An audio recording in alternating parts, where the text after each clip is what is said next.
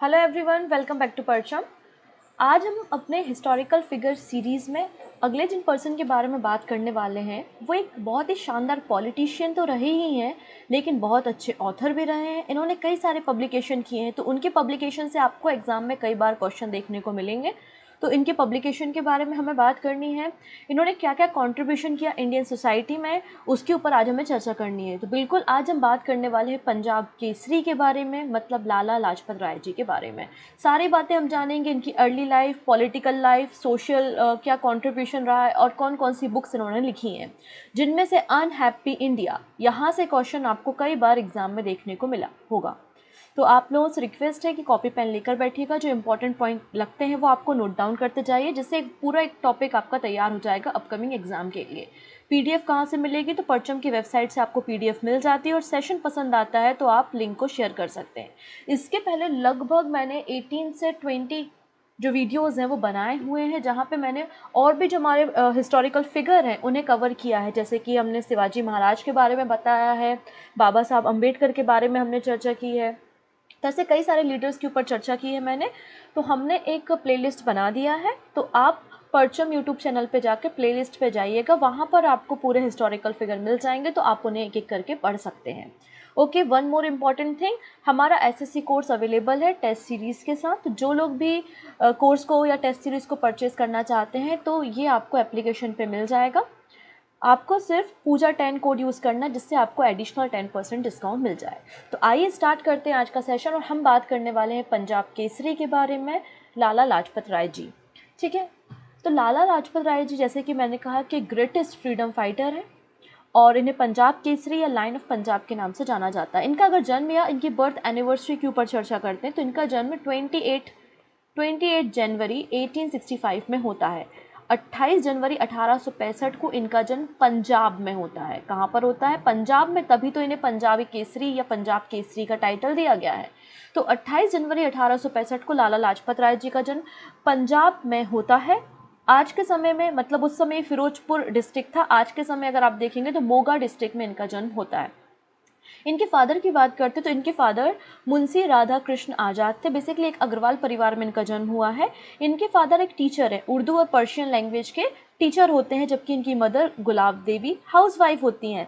लेकिन आप लोगों ने जितने भी फ्रीडम फाइटर्स देखे होंगे, उनकी माताओं के बारे में आपने जाना होगा, तो इनकी माताओं के द्वारा जो है इनको बहुत अच्छी शिक्षा दी गई। रामायण की स्टोरी, महाभारत की स्टोरी बचपन से ही इन्हें सिखाई जाती थी, वेदों का ज्ञान दिया जाता था इनकी मदर्स के द्वारा। ठीक है, सो गुलाब देवी जी इनकी माता थी, जो कि एक हाउसवाइफ थी।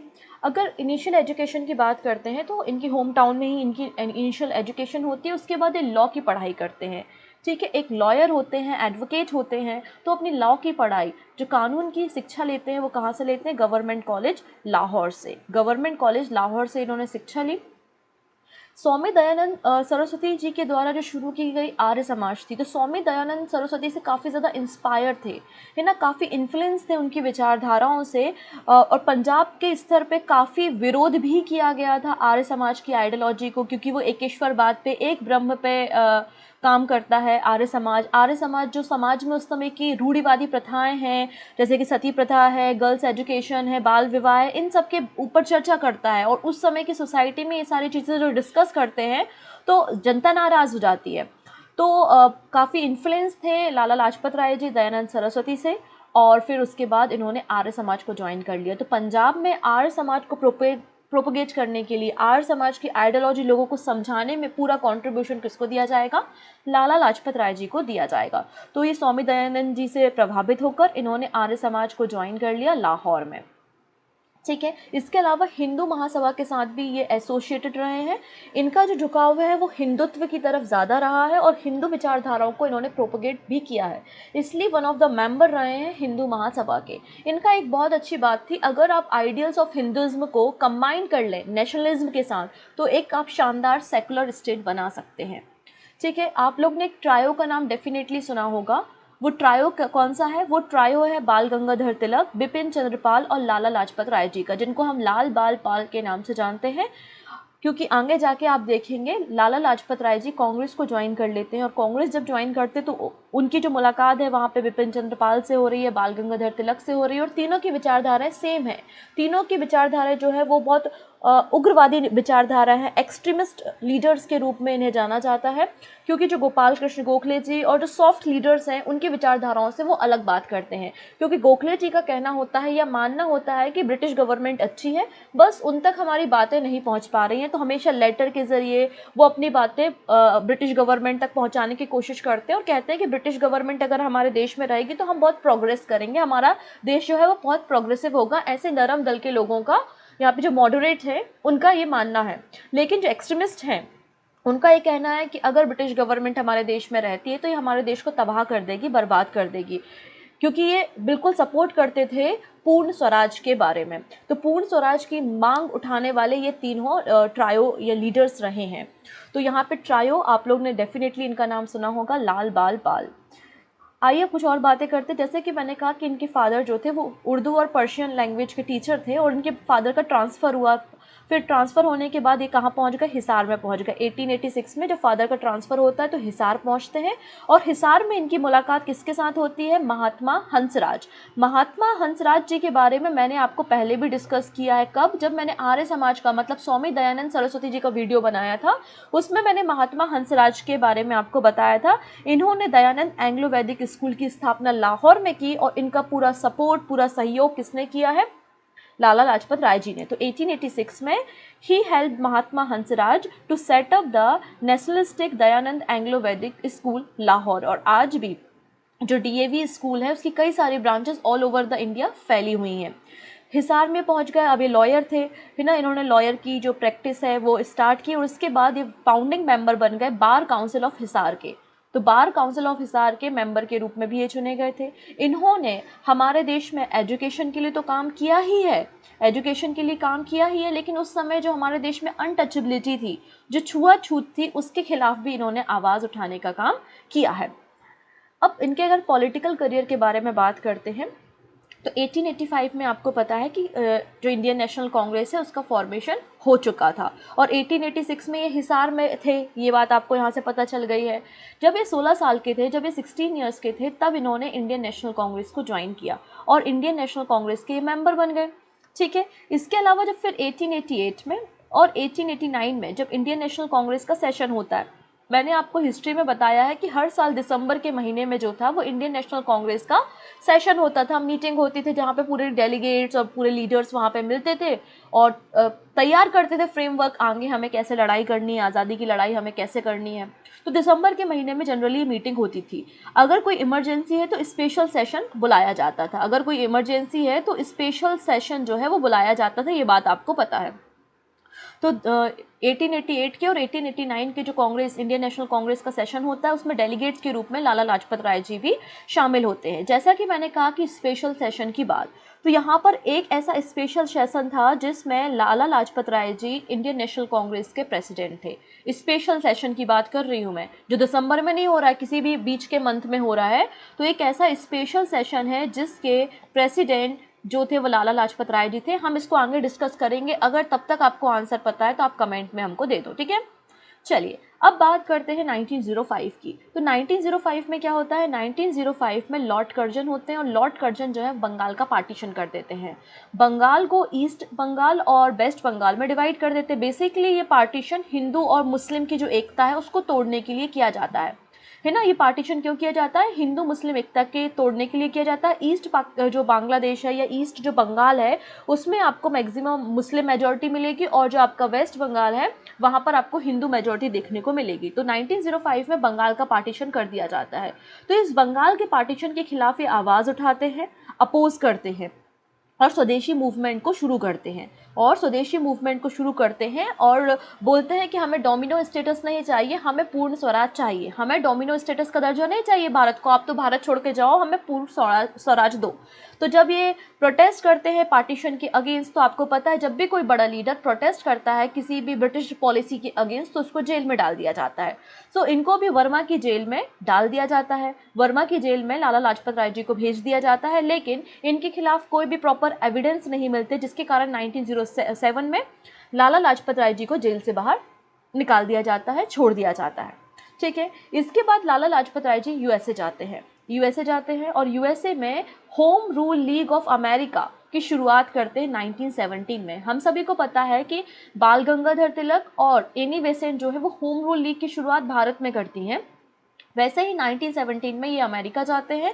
अमेरिका में न्यूयॉर्क में ये home rule league of America की शुरुआत करते हैं, फाउंडेशन रखते हैं, और 1917 से 1920 तक अमेरिका में ही रहते हैं।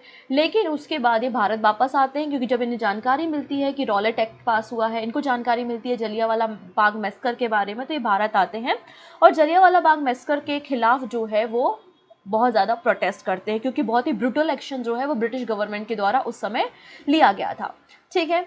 फिर वापस से मिलते हैं महात्मा गांधी जी से, और महात्मा गांधी जी से बात होती है यहाँ पे, और शुरुआत किया जाता है नॉन कॉर्पोरेशन मूवमेंट। अगर आप अच्छे से थोड़ा सा क्रोनोलॉजी को समझ रहे होगे तो सबसे पहले जो स्वदेशी मूवमेंट है, उस स्वदेशी मूवमेंट में आपने विदेशी वस्तुओं को बायकॉट किया है, विदेशी वस्तुओं की होली जलाई है। आप वहाँ पे बात कर रहे हो कि आप स्कूल, जो बच्चे स्कूल जाते हैं स्कूल छोड़ दें, जो गवर्नमेंट एम्प्लॉय हैं वो नौकरी छोड़ दें, तो आपको इस स्वदेशी मूवमेंट में सारी चीज़ें देखने को मिलेंगी। इन्हीं सारी चीज़ों से इन्फ्लुएंस जो है वो महात्मा गांधी हुए हैं, और महात्मा गांधी इन्हीं सारी चीज़ों का उपयोग जो है वो नॉन कॉर्पोरेशन मूवमेंट मतलब असहयोग आंदोलन में करते हैं। तो यहाँ पर शुरुआत होती है असहयोग आंदोलन की। यहाँ पे शुरुआत होती है असहयोग आंदोलन की 1 अगस्त 1920 की एक घटना होती है, और उसी समय जानकारी मिलती है कि बाल गंगाधर तिलक जी का निधन हो गया है, जिन्हें मेकर ऑफ मॉडर्न इंडिया हम कह रहे हैं। तो बाल गंगाधर तिलक जी का निधन हो जाता है, लगभग 2 लाख लोग जो है यहाँ पर इकट्ठे हो जाते हैं, और यहीं से शुरुआत होती है नॉन कॉर्पोरेशन मूवमेंट की, असहयोग आंदोलन की।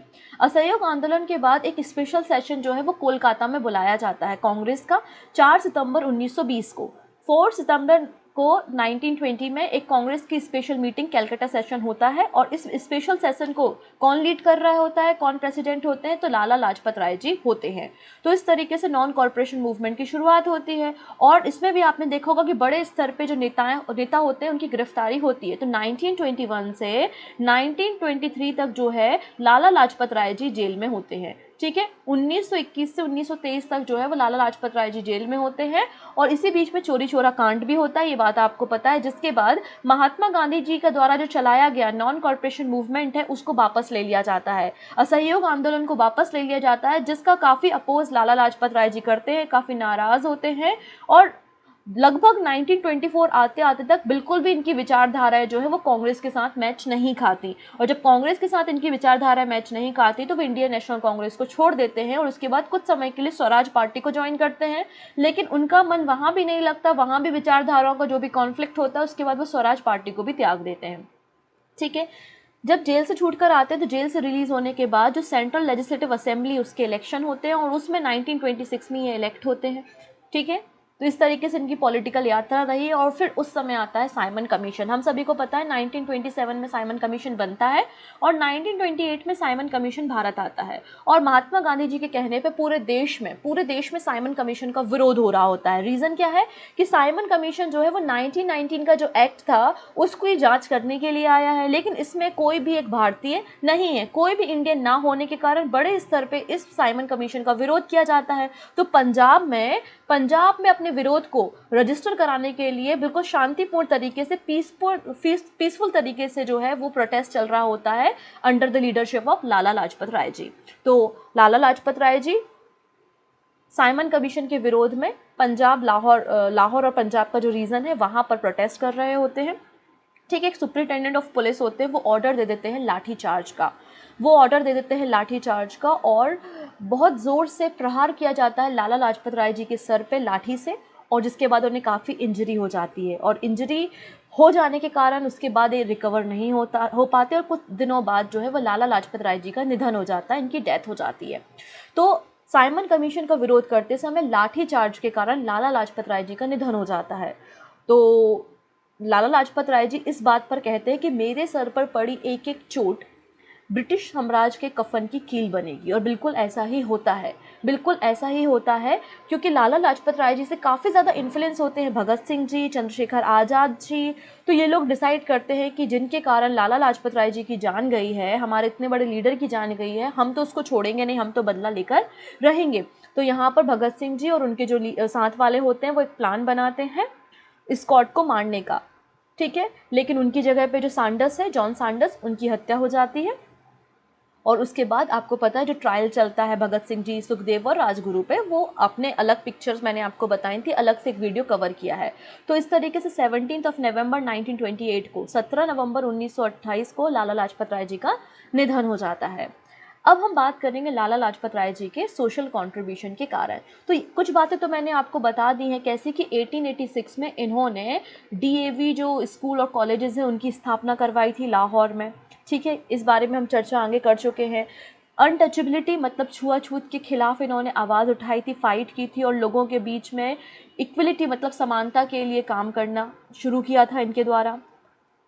अब और क्या किया गया, Hindu relief movement, Hindu relief movement इन्होंने शुरू किया। होता क्या था पहले, जैसे कि भुखमरी की समस्या है, कोई अकाल पड़ गया है या किसी व्यक्ति के पास खाने की कमी है, तो उसमें क्या होता था, जो क्रिश्चियन मिशनरीज थी, क्रिश्चियन मिशनरीज उनके पास जाती थी, उनको पैसों का लालच देती थी और उनका धर्म परिवर्तन करा लेती थी।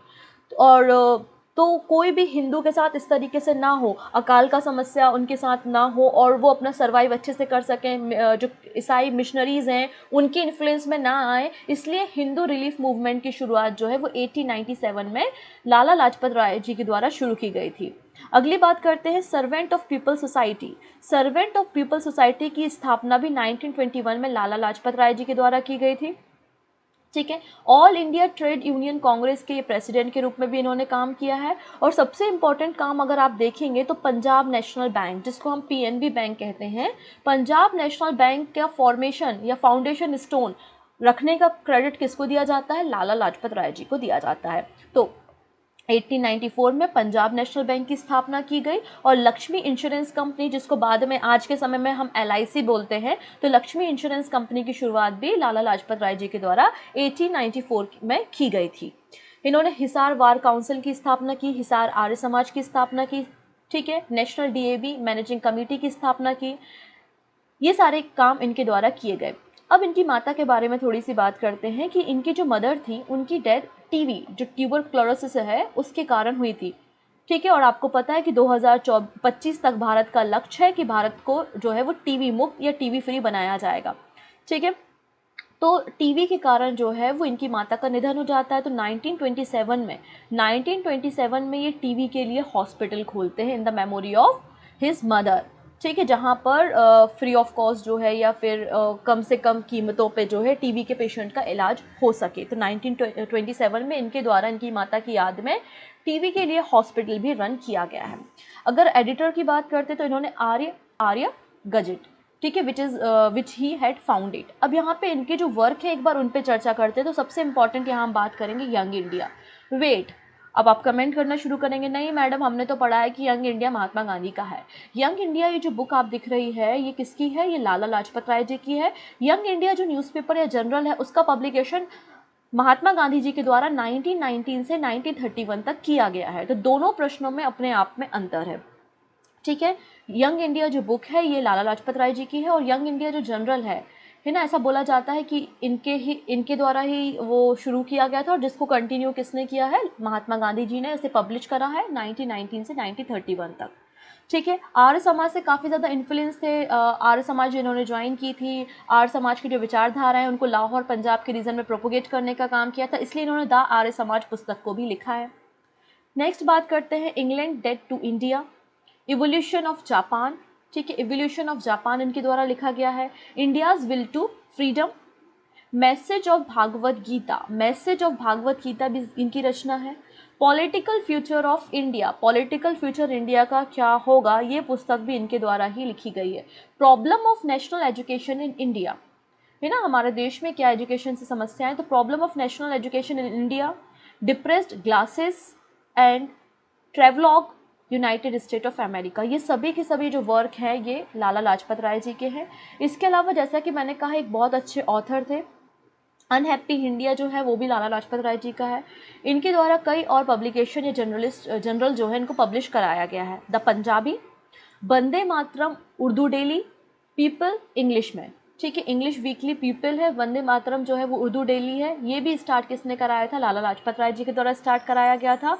ही was the editor of Arya gazette, जो क्योंकि मैंने आपको स्टार्टिंग में बताया। इसके बाद he was the editor of Ved Vrat विशरथ, ठीक है, वेदव्रत विशरथ के एडिटर थे और इसके अलावा जो अधिकार नाम से मंथली पेपर पब्लिश होता था उसको भी ये सपोर्ट किया करते थे। तो इस तरीके से इनके द्वारा काफ़ी जो है वर्क किए गए हैं। तो इन सारे नामों को आप याद रखेंगे, जिनमें से कुछ नाम बहुत इंपॉर्टेंट है जहाँ से एग्जाम में क्वेश्चन बनते हैं, जैसे कि Arya Samaj, young India, India dead to England dead to Japan, sorry England dead to India, फिर message of Bhagavat Gita, political future of India, problem of national education in India, unhappy India. ये सभी की सभी जो रचनाएं हैं वो लाला लाजपत राय जी की हैं। बाल गंगाधर तिलक पे भी मैंने वीडियो बना चुका है, आप उसे एक बार देख सकते हैं। तो यहाँ से आपका लाल और बाल कंप्लीट हुआ। बहुत जल्दी मैं पाल पर भी वीडियो लाऊंगी और उनके बारे में भी आपको बताऊंगी, जिससे हमारा जो ट्रायो है ये कंप्लीट हो जाएगा। तो लाला लाजपत राय जी पे आज मैंने बता दिया, बाल गंगाधर तिलक जी पे मैंने पहले बताया हुआ है, और बहुत जल्दी हम बिपिन चंद्र पाल जी के ऊपर डिस्कस करेंगे। सो आई होप आपको सारी बातें समझ में आई होंगी। अब बात कर लेते हैं क्वेश्चन के बारे में, देखते हैं कितने क्वेश्चंस के आंसर आप यहाँ पे सही दे पाते हैं।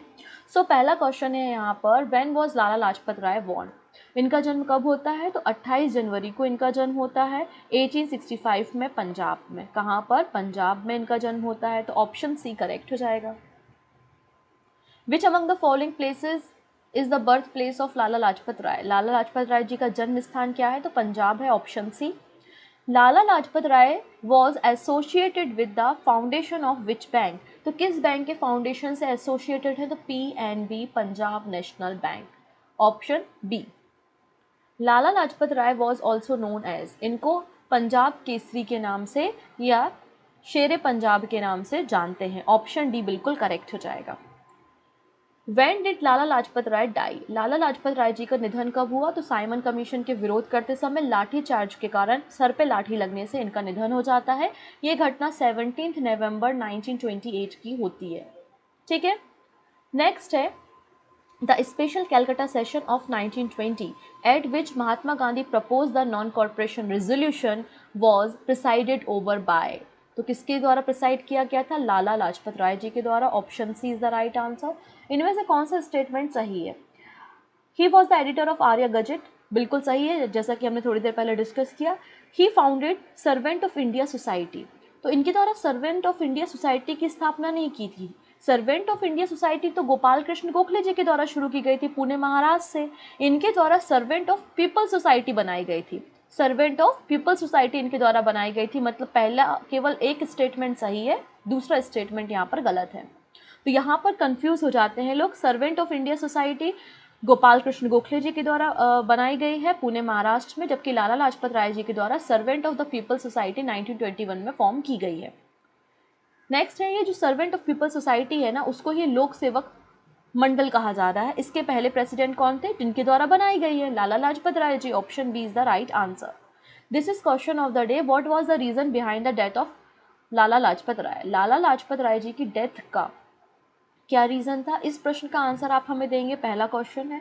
सेकंड क्वेश्चन, जैसा कि मैंने कहा कि इनकी मदर का डेथ जो है वो टीबी के कारण होता है, जिसके कारण 1927 में टीबी हॉस्पिटल भी लाला लाजपत राय जी के द्वारा बनाया जाता है। भारत का टारगेट है कि 2025 तक भारत को टीबी मुक्त करना है। आपके लिए एक छोटा सा क्वेश्चन है कि अभी रिसेंटली जो निक्षय मित्र अभियान या टीबी मुक्त भारत अभियान है, उसके ब्रांड एम्बेसडर किसे बनाया गया है? इस प्रश्न का आंसर भी आप हमें कमेंट में देंगे। दोनों प्रश्नों के आंसर आप हमें कमेंट में दीजिएगा। अगले ऐसे ही वीडियो में हम नेक्स्ट फिगर के ऊपर चर्चा करेंगे। तब तक अपना ध्यान रखेंगे। Take care.